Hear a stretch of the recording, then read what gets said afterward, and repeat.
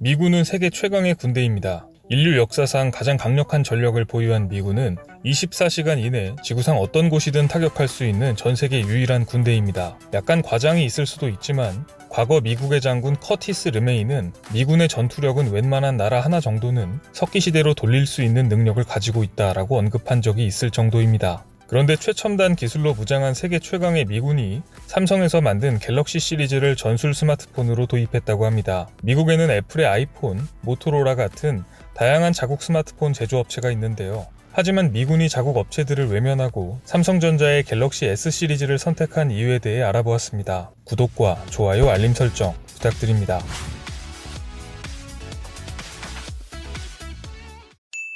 안녕하세요. 세상 모든 잡다한 지식을 알려드리는 잡시광입니다.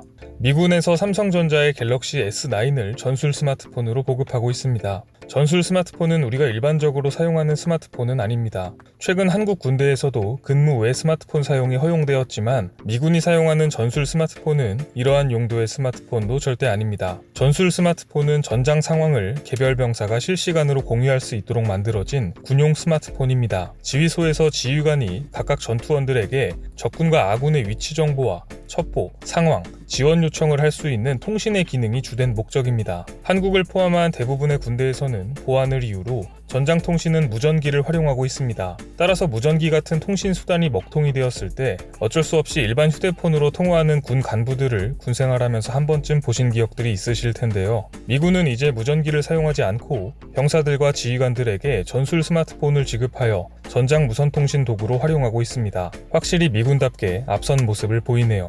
미군은 1990년대부터 병사의 생존율을 높이기 위해 전장 통신을 강화할 수 있는 랜드 워리어라는 시스템을 개발하였습니다. 초기 랜드 워리어에는 GPS, 내비게이션, 안테나, CPU 등의 무겁고 다양한 장비들이 포함되어 있었습니다. 랜드 워리어를 일부 특수부대에서 사용하였지만 너무 무겁고 실전에서 비효율적이라는 이유로 2007년 결국 사라지게 됩니다. 그리고 다시 2011년 넷 워리어라는 소프트웨어 시스템으로 전장 통신 개발을 시작하였고 2013년 넷 워리어의 하드웨어는 모토로라를 제치고 무게 180g을 지닌 삼성전자의 갤럭시 노트 2로 최종 선정하게 됩니다. 그리고 갤럭시 노트의 통신 기능과 기본 OS를 제거하고 보안이 강화된 군용 안드로이드를 설치하였습니다. 2016년 넷 워리어 개발 요구서에는 갤럭시 노트 2와 갤럭시 S5 기반의 소프트웨어 개발과 시스템 통합이 기본 조건으로 명시되어 있습니다. 그만큼 안정성을 인정받았다는 의미입니다. 2019년 삼성전자는 신형 전술용 갤럭시 S9을 공개했으며 이번에도 역시 미 육군의 전술 스마트폰으로 채택되었습니다. 가슴에 차는 형태인 전술용 갤럭시 S9은 전장 지도, 야간 투시경,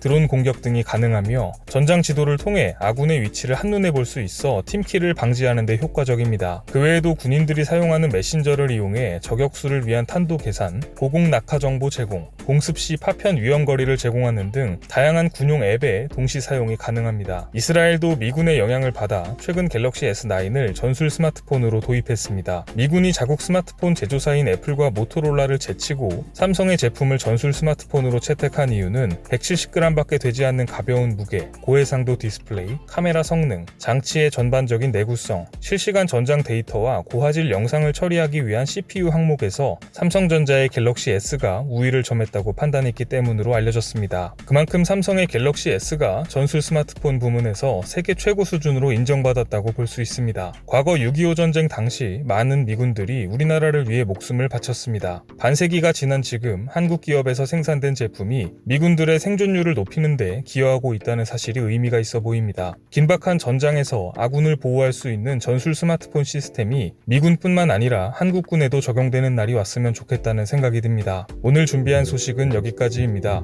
앞으로도 전 세계에서 벌어지는 잡다한 이슈와 지식들을 재미있고 정확하게 정리해서 전해드리겠습니다. 시청해주셔서 감사합니다.